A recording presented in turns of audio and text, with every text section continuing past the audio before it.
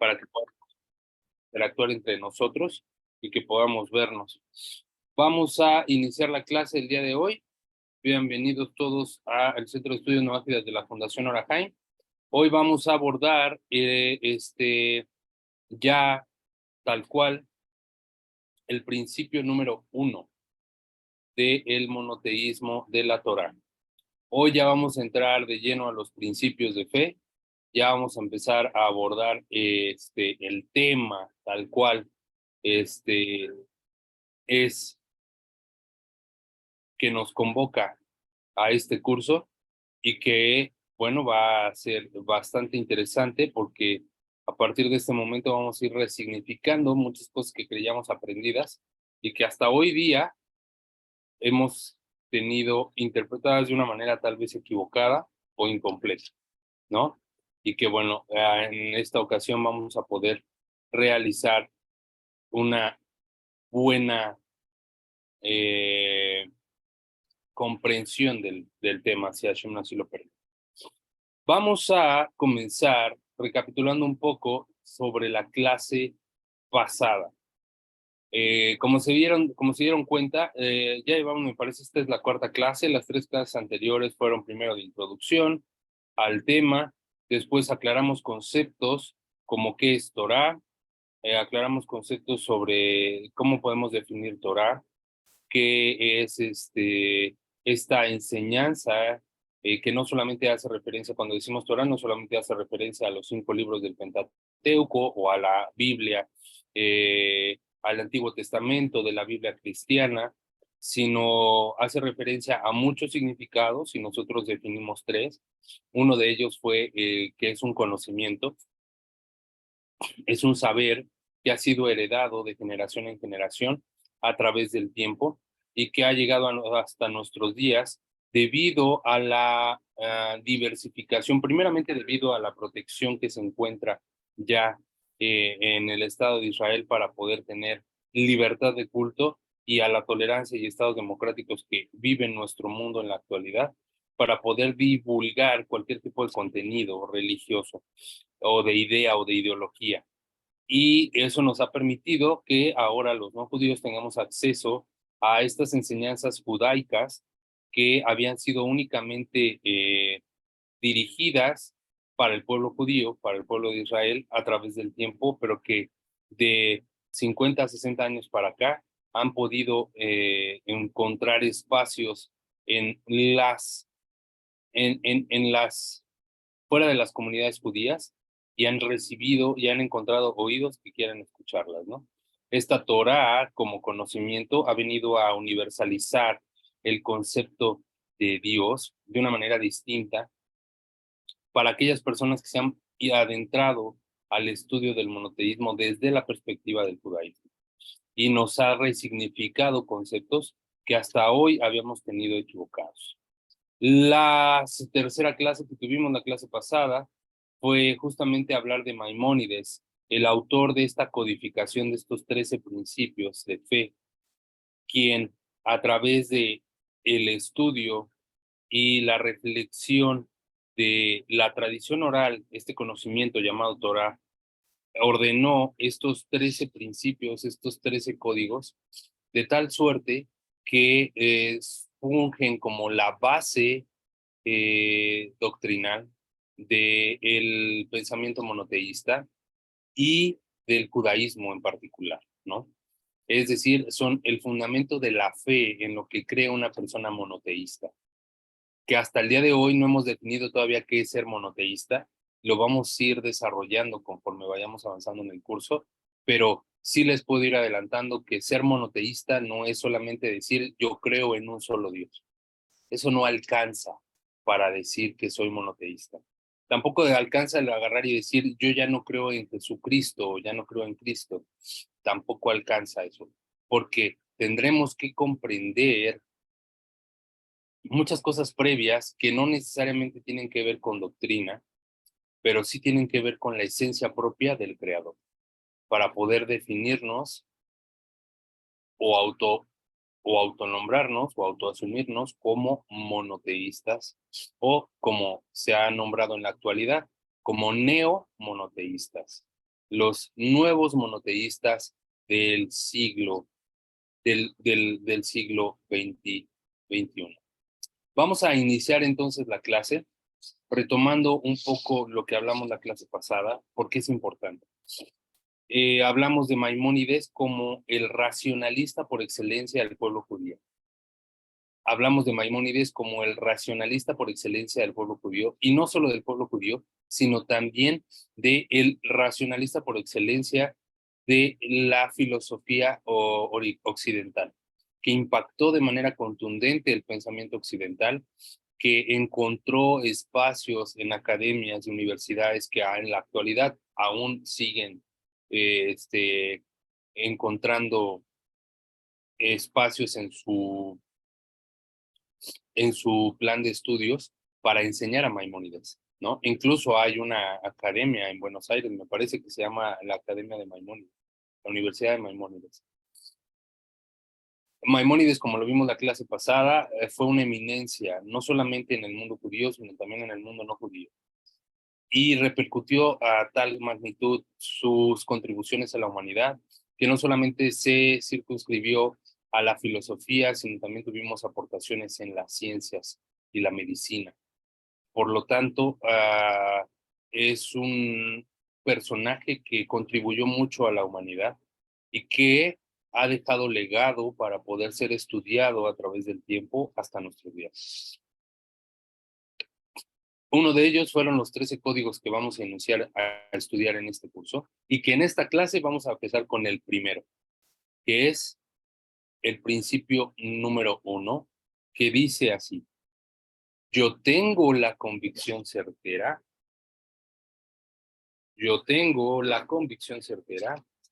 de que el Creador, bendito sea su nombre, guía a todas las criaturas, y que Él solo hizo, hace y hará todas las cosas. Repito, yo tengo la convicción certera de que el Creador, bendito sea su nombre, crea y guía a todas las criaturas, y que solo Él hizo, hace y hará todas las cosas. Este principio va a atender a la pregunta que la humanidad se ha hecho por toda su existencia. ¿Dios existe? ¿Podemos comprobar la existencia de Dios? Es curioso que, hablando de Maimónides y ya teniendo el preámbulo estudiado anteriormente, es decir, conociendo su carácter de racionalista, comience los 13 principios de fe hablando sobre la existencia del Creador. Y cuando digo es curioso, en realidad es sarcasmo, porque es hasta cierto punto muy lógico que se empiece a hablar sobre la existencia del Creador. ¿Por qué? Porque ¿cómo podemos hablar de alguien si no creemos siquiera que existe? ¿Cómo podríamos hablar de alguien si no creemos siquiera que realmente existe? Es fundamental, es fundamental para poder erigir a lo largo del estudio nuestra creencia y nuestra fe. Por lo tanto, este principio número 1 hablará sobre la existencia del Creador. Hablará sobre la existencia del Creador. Y si observamos, si Maimónides lo habla, este racionalista por excelencia, me queda claro que tendremos cosas muy sorprendentes que encontrar en este pensamiento. El fundamento de los fundamentos y el principio de las sabidurías es el conocimiento de que existe un ser primogenio que hace existir toda la existencia. El fundamento de los fundamentos y el pilar de las sabidurías es el conocimiento de que existe un ser primogenio que hace existir toda existencia. Esto lo explica Maimónides en su capítulo 1 del libro Sefer Hamadá, el libro del conocimiento, que recapitulando, el Sefer Hamadá es el primer libro de 14 libros de su magna obra llamada Mishneh Torah.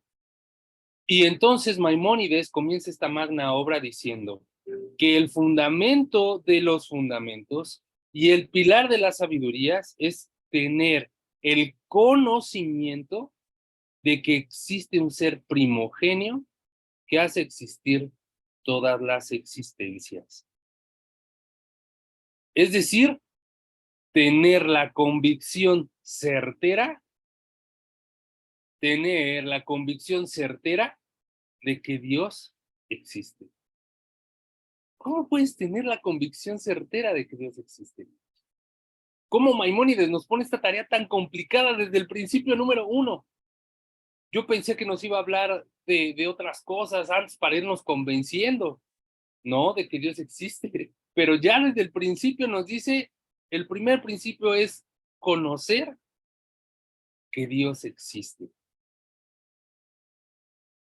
Los principios del monoteísmo de la Torah se presentan para ser estudiados con argumentos lógicos y evidencias empíricas. ¿Por qué? Porque el codificador de estos principios era nada más y nada menos que el máximo racionalista del pensamiento judaico. Por lo tanto, la razón por la cual estos 13 principios se encuentran codificados y ordenados de esta manera, derivan de la lógica y el método racionalista. Lo cual nos quiere decir que el concepto que tenemos de fe no es el mismo concepto que en el monoteísmo de la Torah se encuentra como fe. Porque fuera del monoteísmo de la Torah, la fe es algo en lo que me tengo que ver obligado a creer. O sea, yo tengo que creer en eso. Aunque no tenga razón o lógica, yo tengo que creer en eso. Porque es un principio de fe. Porque la ciencia no se empata con la religión y porque no puede explicar las cosas de Dios. Así explican las religiones. Pero Maimónides, como lo estudiamos la clase pasada, crea un sistema que va a conciliar el conocimiento científico con el conocimiento teológico. De tal forma que no los va a confrontar para tener una síntesis que armonice ambas perspectivas. Es por eso que estos 13 principios del monoteísmo se presentan para ser estudiados, no para ser creídos, no para ser repetidos, no para ser aprendidos. Se presentan ¿para qué? Para ser estudiados con argumentos lógicos y evidencias empíricas. Y desde aquí ya vamos a encontrar la primera distinción que caracteriza el pensamiento monoteísta y que en particular vamos a estar abrazando el resto del curso para poder desarrollarlo de manera próspera. Y es el concepto de conocimiento. Conocer.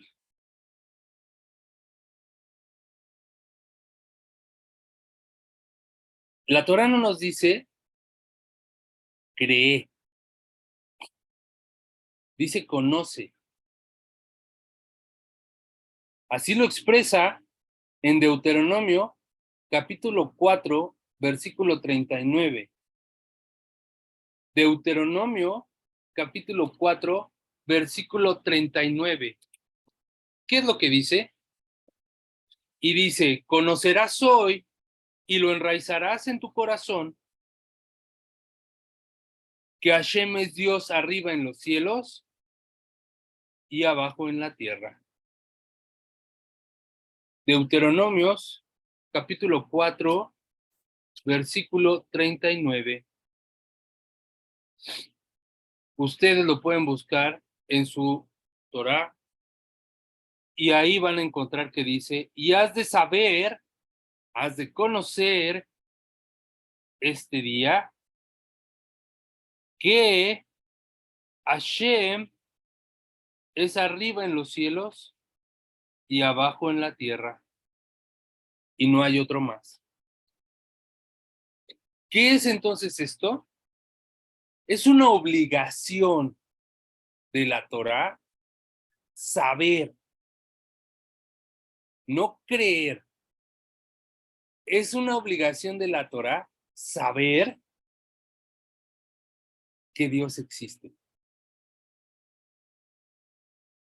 Es una obligación para el ser humano saber que Dios existe.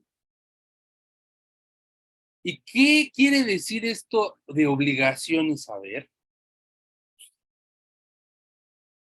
Quiere decir que tenemos que ponernos a pensar de manera lógica y con sentido común. Al observar todo lo creado en este mundo, ¿qué es lo que hace particularmente especial al ser humano? ¿Qué es lo que lo distingue del resto de las experiencias vivas en este mundo? ¿Qué es lo que nos distingue? Es una pregunta que quiero que alguno me conteste, según lo que piensa.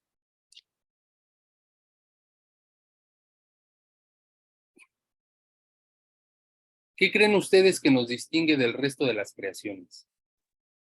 Que no tenemos tacha de duda en que nuestro Dios Todopoderoso existe y es el creador y sustentador de todo, sin ninguna, o sea, de pronto ir metiéndonos un poco en lo que llama el pueblo judío de la emuná, certeza, Ok, convicción total, compromiso total, lealtad con Él, todo en Él, con Él, única y exclusivamente. Eso puede ser lo que a nosotros nos puede distinguir del resto de la humanidad por encima de doctrinas, por encima de todo. Siempre tener esa certeza en Él. ok, muy bien, estimado José. Voy a replantear la pregunta. ¿Qué es lo que nos distingue a nosotros como raza humana, como seres humanos, del Pienso, resto de las demás existencias, del resto de los demás seres vivos? pienso que nos Estimada Patricia. distingue, no sé si me escuchan bien, pienso que nos distingue el que podemos razonar y tomar decisiones. Los animales simplemente tienen instintos, pero nosotros tenemos un libre albedrío y tenemos un razonamiento. Y precisamente hablaba también de, este, tenemos muchas sabidurías, ¿no? Creativas. eh, para cuidarnos, para hablar. El ser humano se comunica uno con otro a través del habla, cosa que no tienen los demás, ¿no? Sí. Muy bien, estimada. Muy bien la respuesta. Estimado John, vi que tenía su micrófono abierto. ¿Quiere contribuir con algo? No, pues estaba pensando de pronto que lo que nos distingue de los demás es que somos únicos y fuimos creados como con unos patrones que son únicos, no los tiene otro individuo. Ok, Es mi aporte. perfecto. Muy bien. Realmente, lo que nos distingue del resto de las existencias, es decir, del resto de los seres vivos y del resto de todo lo creado, lo que distingue al ser humano como especie del resto de las existencias es que tiene intelecto. Entendiendo intelecto como la capacidad de percibir lo divino o de percibir la divinidad. en este mundo físico. No el intelecto para poder resolver cuestiones o problemas matemáticos, para generar modelos de desarrollo. No me refiero a ese intelecto. Me refiero a que el ser humano tiene un intelecto que tiene por capacidad o que tiene por característica el tener la capacidad de reconocer la divinidad en este mundo. Y es lo que nos distingue de las demás existencias. Como tenemos este intelecto, nos tenemos que preguntar, ¿cuál es la razón de que solo el ser humano, hombres y mujeres, tengan esta capacidad a diferencia de las demás existencias? ¿Cuál es la razón y el objetivo? ¿Para qué Dios nos dio, más allá del por qué, para qué tenemos esta capacidad intelectual de poder distinguir la divinidad, la existencia de lo trascendental en este mundo físico? ¿Por qué? ¿Por qué los demás seres no lo tienen? Y si no tenemos la respuesta del por qué, tendremos que preguntarnos el para qué, la utilidad.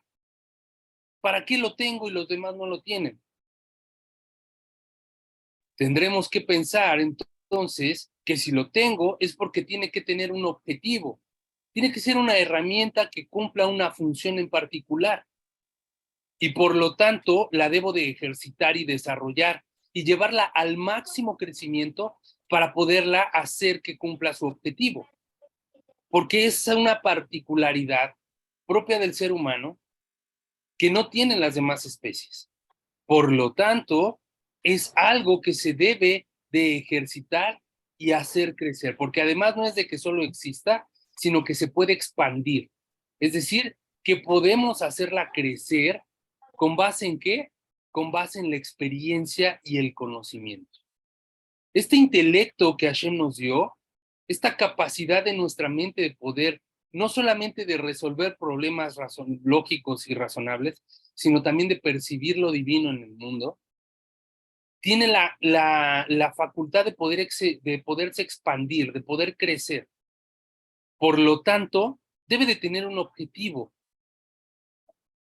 debe de tener una razón de existir, porque si observamos en el mundo, nada existe por casualidad. En realidad todo existe por causalidad. Es decir, todo tiene una razón de existencia. Aunque no la conozcamos o no nos sea revelada, tiene un objetivo, ¿no? Tiene una razón de ser. Por ejemplo, existe el día y existe la noche, porque existe el sol y existe la luna, porque en conjunto forman un ¿qué? Un ciclo, que es un ciclo de 24 horas, que nos da la noción de tiempo, de día, ¿no? Este ciclo repetitivo que se lleva a cabo constantemente nos permite contar los días y por lo tanto nos permite acumularlos en semanas, agruparlos en semanas que después se acumulan en meses y que en categorías más grandes se convierten en años. Y nos permite el poder llevar una contabilidad de hechos a través del tiempo. Todo esto a través de que observamos de que es un ciclo, de que el año se repite y que tiene primavera, verano, otoño y invierno, que las estaciones del año son cíclicas y que cada año repiten los mismos patrones. No es obra de la casualidad, tiene un objetivo en particular. Y si partimos de ese razonamiento, de que todo en este mundo tiene un objetivo, tiene una razón de existir, nuestra inteligencia, el intelecto que tenemos, es decir, esta capacidad de poder percibir la divinidad en el mundo, debe de tener un objetivo y debe de tener una razón de ser. Y más si tiene esta capacidad de expandirse, de crecer. Y la Torah nos lo revela en este pasaje que acabamos de leer. Porque dice en Deuteronomio capítulo 4, 39, y sabrás hoy y enraizarás en tu corazón que el Eterno es arriba en los cielos y abajo en la tierra. Cuando la Torá habla de saber, no se refiere a que debas de creer, sino se está refiriendo a un conocimiento desarrollado. A que debes de tener el conocimiento de la existencia del Creador. ¿Por qué? Porque tenemos un intelecto que tiene la capacidad de percibir la divinidad en este mundo y por lo tanto su objetivo debe de ser el aproximarse lo más posible a la existencia de este ser primogenio, creador y conductor del mundo.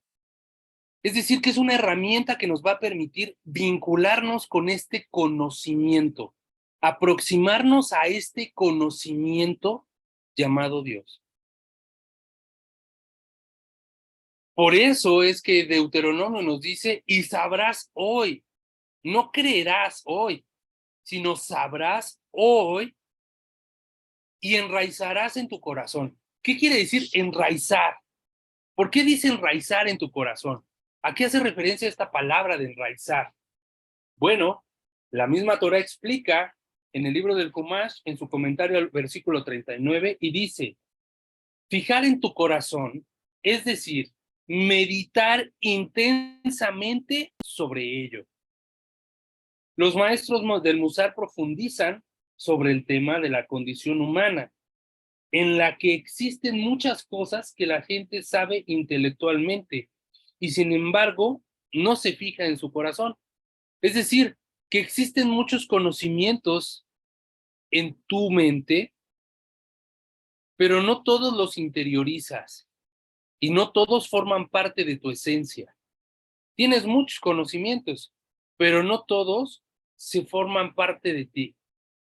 Por lo tanto, cuando la Torá dice, deberás de saber, es decir, deberás de adquirir este conocimiento que deberás de interiorizar, enraizar en tu corazón. ¿Y cómo vas a enraizar en tu corazón o fijar en tu corazón? Esto se puede prescribir con mejor claridad en la palabra meditar, analizar, reflexionar, repensar, pensar y repensar, preguntarte, cuestionar, ir hacia adelante, el profundizar lo más que te permita tu intelecto sobre la existencia del Creador. Porque solo de esa manera estarás cumpliendo con esta obligación de la Torá que dice, deberás de saber hoy que Dios existe. ¿A través de qué? De el intelectualizar la existencia del Creador. ¿A través de qué? De intelectualizar la existencia del Creador.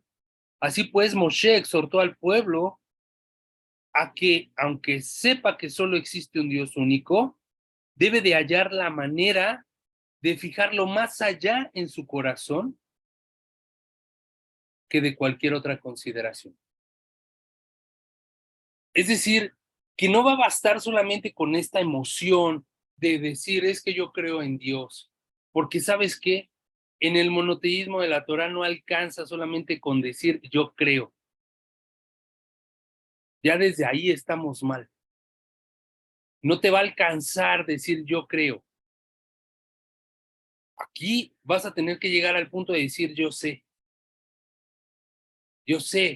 yo conozco que Dios existe. Porque el yo creo no alcanza.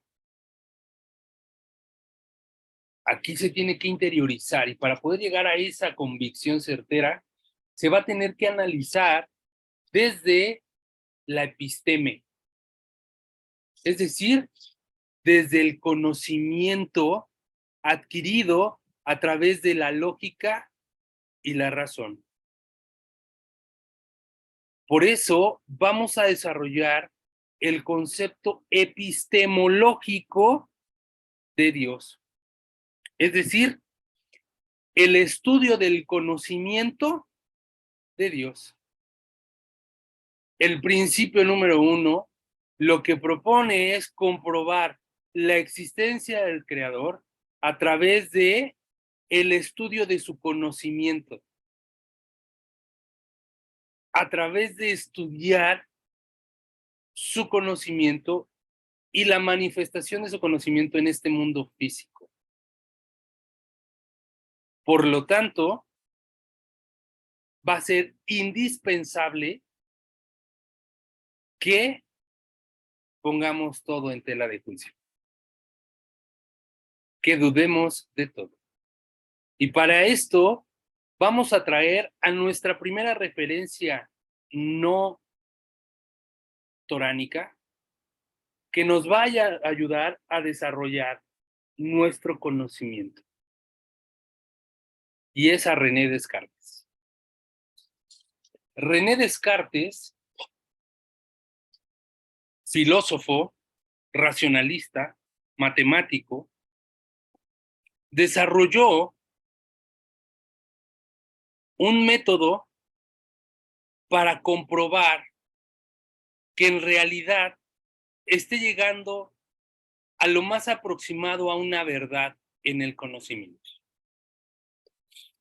Por medio de su discurso del método, él trajo a colación la primera, no la primera, sino la frase más conocida de él, que seguramente lo han escuchado, que dice, pienso y luego existo.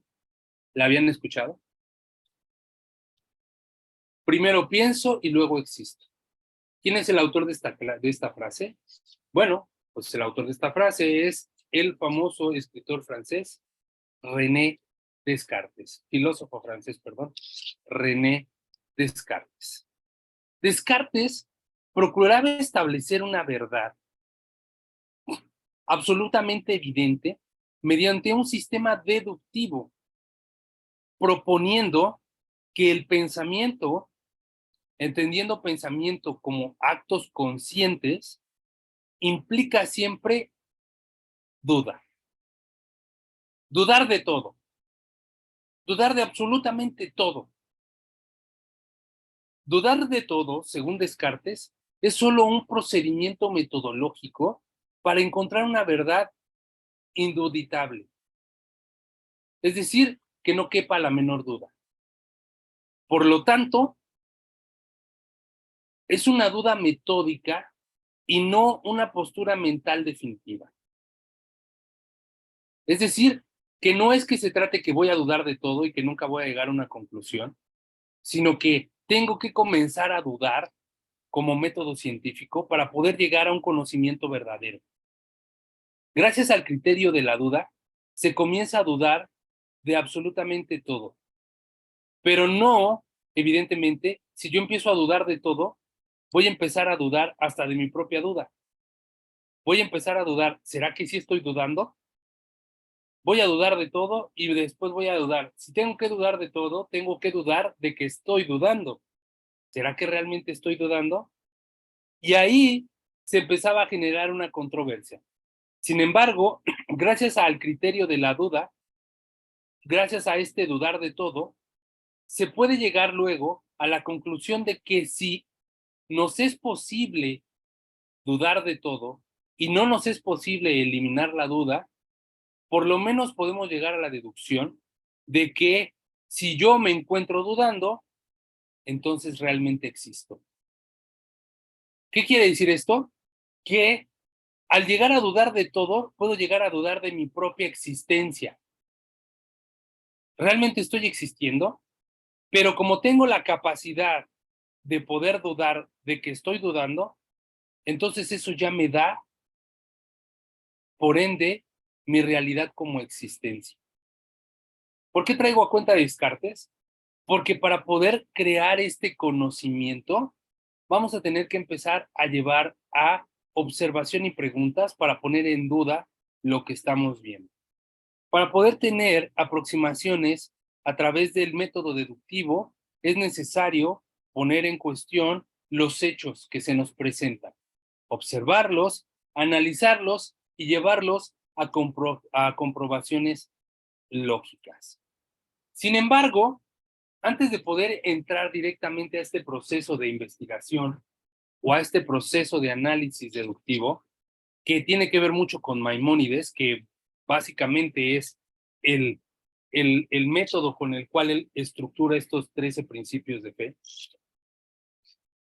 tendremos que primero hacer una gran distinción entre tres conceptos que en nuestra vida cotidiana hemos utilizado de manera indiscriminada y que no alcanzamos a distinguir entre uno y otro, pero que para efectos de este curso es necesario tener claridad para no confundir, que es los conceptos de creer, saber y conocer.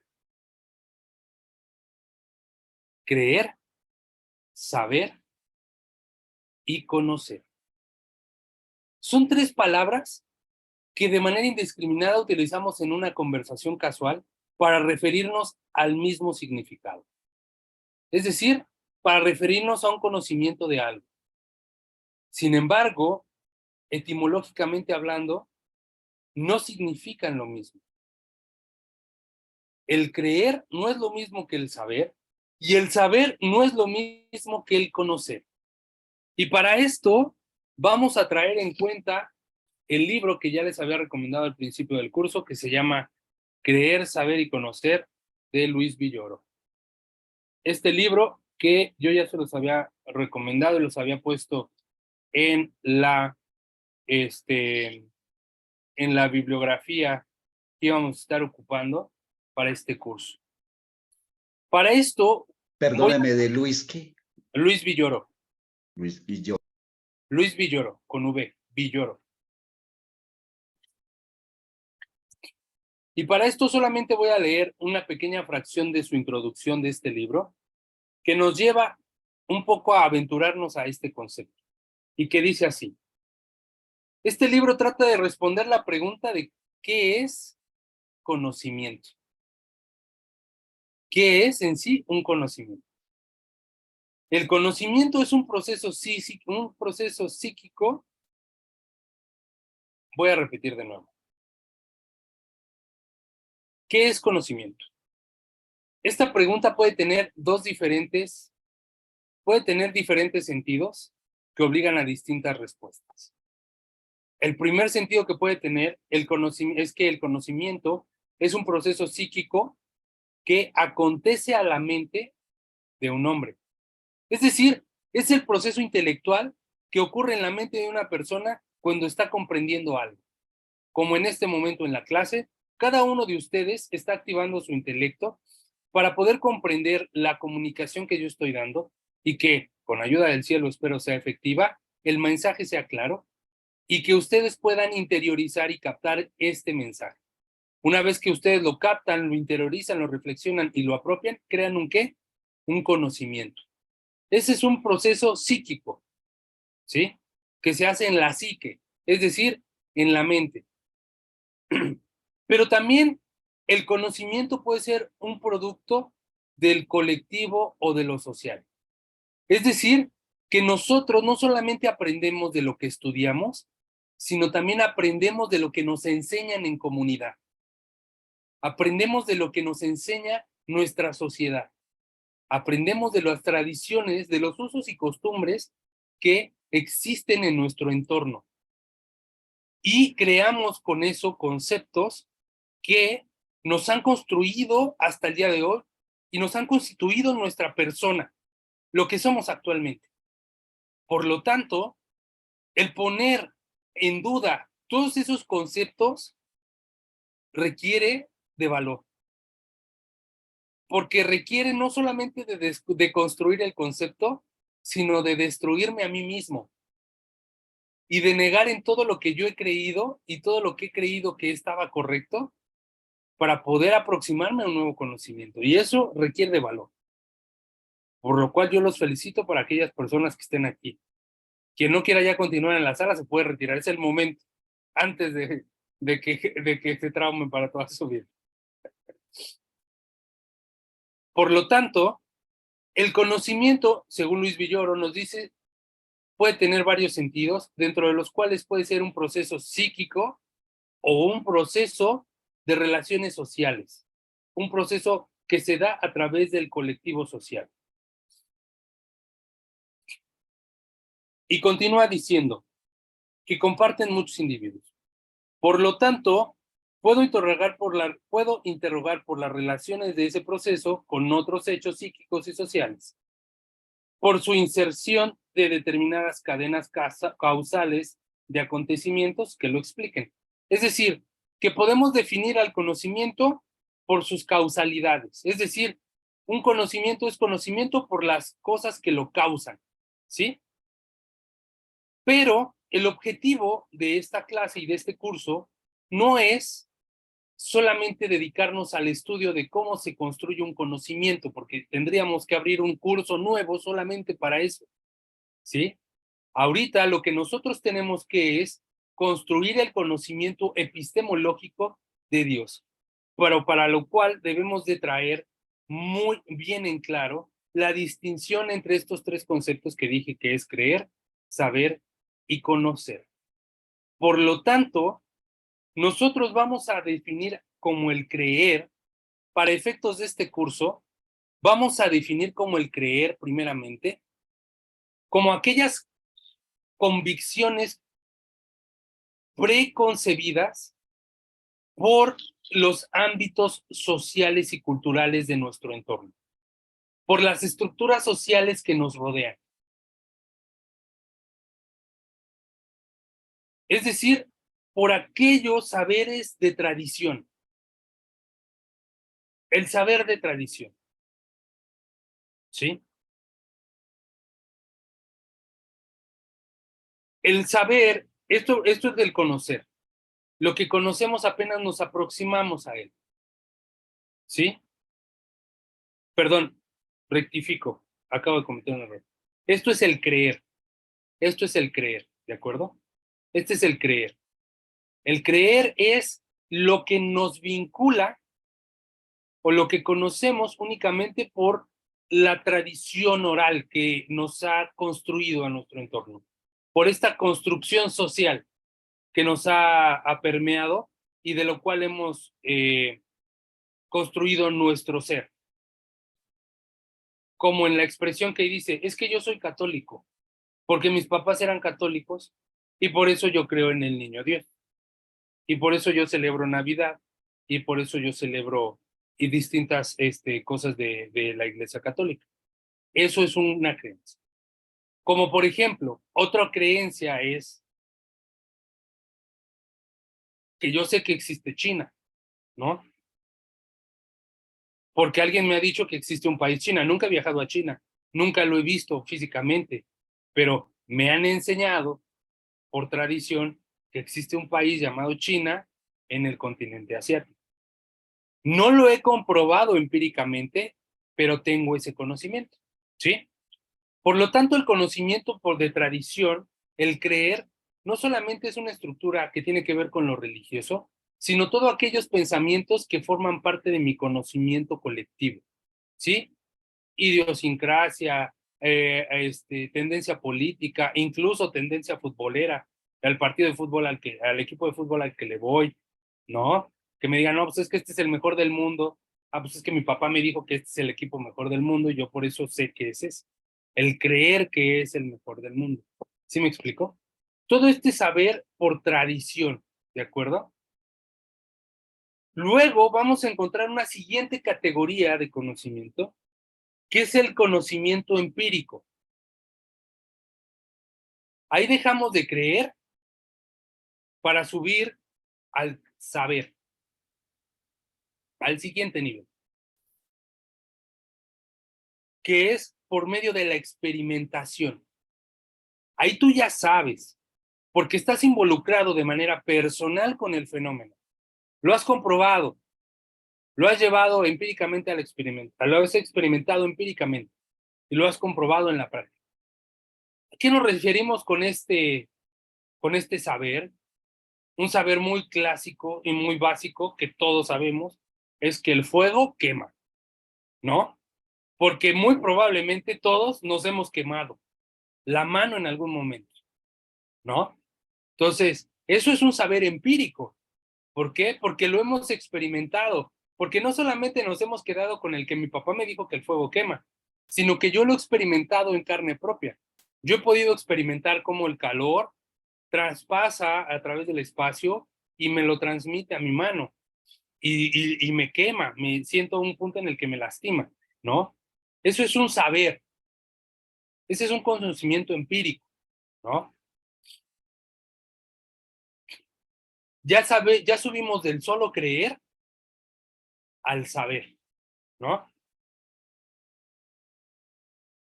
Pero existe otro nivel que requiere de un mayor esfuerzo, que requiere de un mayor desarrollo ¿de qué? De mi intelecto, de mi pensamiento. Si se dan cuenta, estos dos que hemos aterrizado anteriormente tienen que ver mucho con la condición con la que el intelecto humano llega a este mundo y después va creciendo. Primero, nuestro querer es instintivo, es decir, actuamos conforme a instinto. Tenemos ciertos conocimientos que actúas por instinto, lo haces por instinto, eso viene por parte del creer. Construcciones sociales que te ayudan a seguir viviendo y que no te mueras, ¿no? Pero después, conforme vas creciendo, los problemas se van haciendo un poco más complejos y el conocimiento se va haciendo un poco más difícil de comprender, por lo tanto tienes que realizar un mayor esfuerzo y ahí viene el conocimiento empírico, ¿no? Tienes que entrar en la parte empírica para poder comprobar. Por eso los niños siempre quieren probar todo. Por eso todos los niños siempre andan experimentando, porque quieren comprobar que realmente sea cierto. No alcanza con que solo el papá te diga que es así, ¿no? Sin embargo, ese saber empírico no solo no nos va a alcanzar para poder comprender el mundo en su totalidad, porque el mundo todavía resulta ser más complejo y debemos de desarrollar más nuestro conocimiento hasta llegar al conocimiento lógico racional, que es el principio del conocimiento científico a priori. Es decir, son las bases del método científico para poder tener un conocimiento a priori, que no requiere únicamente del método empírico, sino que también puede ser comprobado por medio de la lógica. ¿Cómo es esto de la lógica? Bueno, supongamos que yo estoy presentando un acto de magia. Soy un mago en una fiesta de niños y que traigo una bolsa negra y en la que ustedes me ven meter 2 manzanas. ¡Pum! ¡Pum! Y después me ven sacar 3 manzanas. ¿Qué pensarían ustedes? Que ya había una manzana adentro, ¿no? ¿Por qué? Porque la haciendo lógica, un truco. haciendo un truco. Pero pensarían que por lógica dicen, bueno, yo lo vi meter 2 manzanas, pero seguramente ya había otra manzana allá adentro, ¿no? ¿Por qué? Porque la lógica de las matemáticas nos dicen que 1 más 1 siempre es 2. Nunca va a ser 3, nunca va a ser 4. Siempre va a ser 1 más 1, 2. Y eso no va a cambiar. ¿Por qué? Porque es lógico.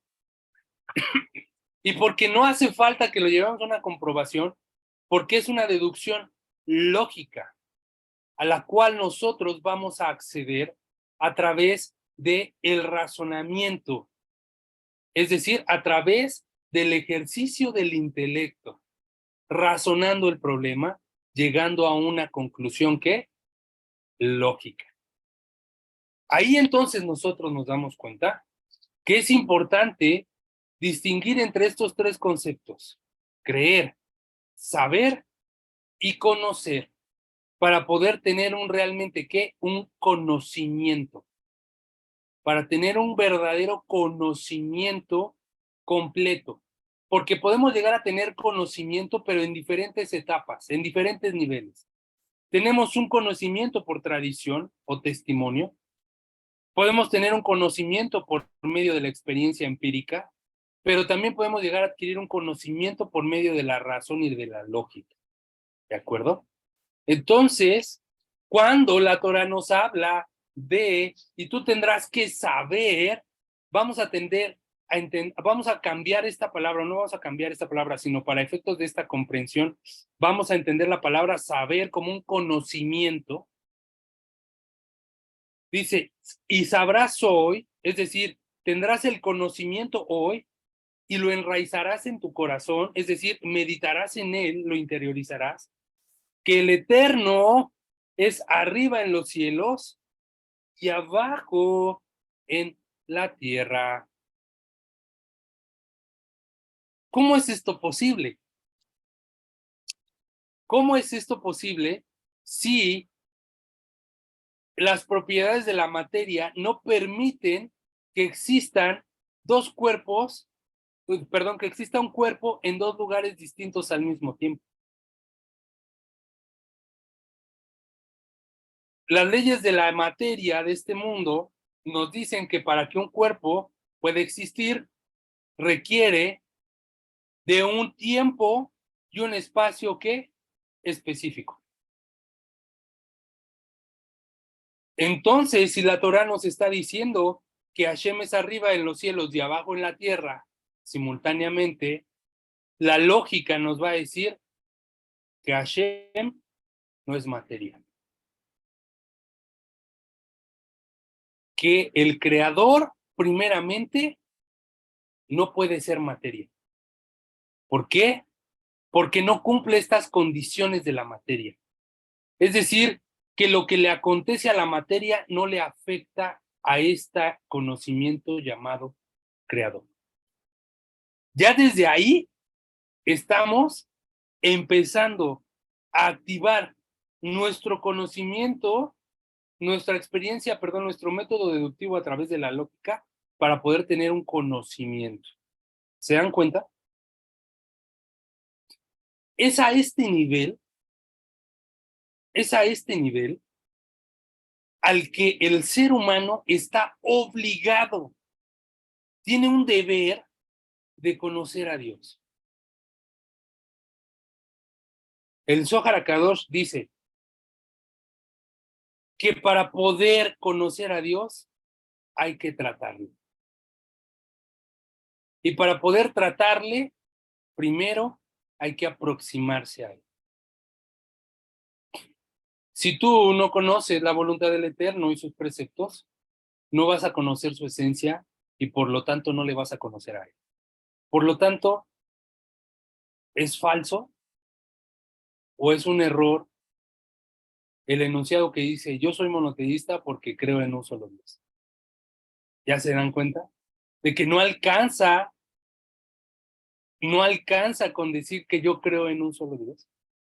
Porque no se puede quedar en el concepto de creer, sino que tiene que ir hacia adelante. Y tiene que avanzar en el concepto de ¿qué? De conocer. Tiene que pasar por el saber y después llegar al conocer. En esta estructura de intelectualización. ¿Por qué? Porque si tenemos este intelecto que es particular del ser humano, debe de tener un objetivo. Y ese objetivo no puede ser únicamente el que exista solamente y sin ningún producto, sin nada productivo que dar. Observemos que todo en este mundo produce algo. Es productivo. Hasta el ser humano es productivo. Por eso una persona que no produce cae gorda, ¿no? Mi mamá me decía, siquiera aprende a barrer y a trapear para que no estorbes en ningún lado. Aquel que sabe barrer y a trapear y es acomedido, no estorba. ¿Por qué? Porque está siendo productivo, porque no eres una carga. Porque este mundo es un mundo de acción. Es un mundo de trabajo, no es un mundo de reposo. No es un mundo en el que yo vine a descansar. Para eso está el Olam Abba, el mundo venidero. Este es el Olam hacia el mundo de la acción, el mundo del trabajo.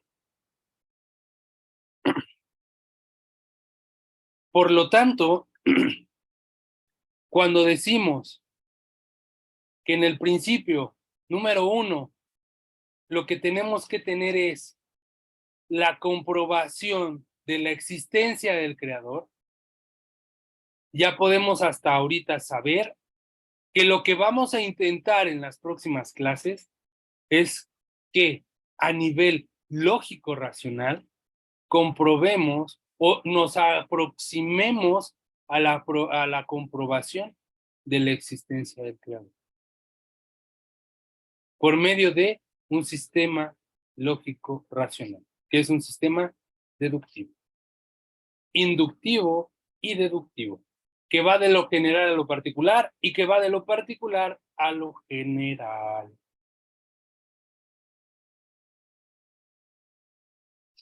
Esta será la primera clase del principio número 1, la cual vamos a dejar hasta aquí el día de hoy. Y con ayuda del cielo el próximo domingo vamos a continuar desarrollando este principio número 1 que habla sobre la existencia del Creador. Dejo abiertos los micrófonos por si alguien tiene alguna duda, pregunta o comentario. No, el tiempo vuela, bendito sea el Creador. Baruch Hashem, Baruch Hashem. Si alguien tiene alguna duda, adelante. Bueno, yo quiero confirmar o reafirmar lo que nos acaba de decir. Lo voy a decir en mis palabras. Por ejemplo, el creer que nos enseñan como lo aprendemos socialmente, culturalmente, tiene que ver, por ejemplo, cuando simplemente nos están enviando un mensaje, pero nosotros no lo pensamos, no lo analizamos, no lo reflexionamos, simplemente lo creemos como algo cierto sin comprobar si Muy es bien. verídico, ¿no? Correcto, correcto. El siguiente es con la experiencia. Nos pueden decir infinidad de cosas, pero cuando ya experimentamos algo podemos decir, no, no es cierto, no es así porque me pasó esto y esto, ¿no? Y en el tercero, me vino a mi mente una enseñanza acerca de precisamente de Abraham, que está en el Midrash, cuando dice que él venía de una familia de idolatría y entonces fabricaban ídolos y él se puso a meditar, ¿no? De decir, ¿cómo es posible, no? Que vengan aquí, compren y si nosotros los hacemos. Y recuerdo que surge una pelea, más bien él empieza a destruir todo y llega su papá y le pregunta qué pasó y le dice que entre ellos se pelearon y le dijo, ¿cómo es posible, no? Si sabes que no es así. Entonces, esa es la parte que creo que tenemos que hacer, estar meditando, no comernos todo lo que nos dicen, sino comprobar, investigar, porque sí es cierto, a veces decimos incluso cosas que ni siquiera sabemos si las damos por hecho, y también hay cosas que existen que no sabemos que están ahí presentes, ¿no? Excelente, estimada Patricia, Sí, muy bien. Mejor resumido no lo pude haber hecho yo. Ah, no. Felicidades. Felicidades, muy buen resumen, excelente. ¿Alguien más que tenga alguna duda, consulta o comentario? Si no, de lo contrario, con esto estamos concluyendo la clase del día de hoy. Como siempre, es un gusto de poder estar con ustedes compartiendo este espacio, que estén presentes aquí para poder estudiar, para participar en estas clases. La estaré subiendo el día de mañana al canal de YouTube para que la puedan repasar y para que las personas que no pudieron asistir a la clase, bueno, puedan continuar con el estudio. Les recuerdo que aquel que estudia y no repasa es como aquel que siembra y no cosecha. Así que tienen que estudiar y repasar para poder interiorizar lo aprendido. ¿De acuerdo? Les deseo todo lo mejor, que tengan un excelente inicio de semana, que Hashem les multiplique en bendiciones y con la ayuda del cielo nos vemos el próximo domingo. Muchas gracias y shalom, shalom. Muchas Shalom, gracias. shalom, muchas Gracias, gracias. hasta luego. Bendiciones. Hasta luego.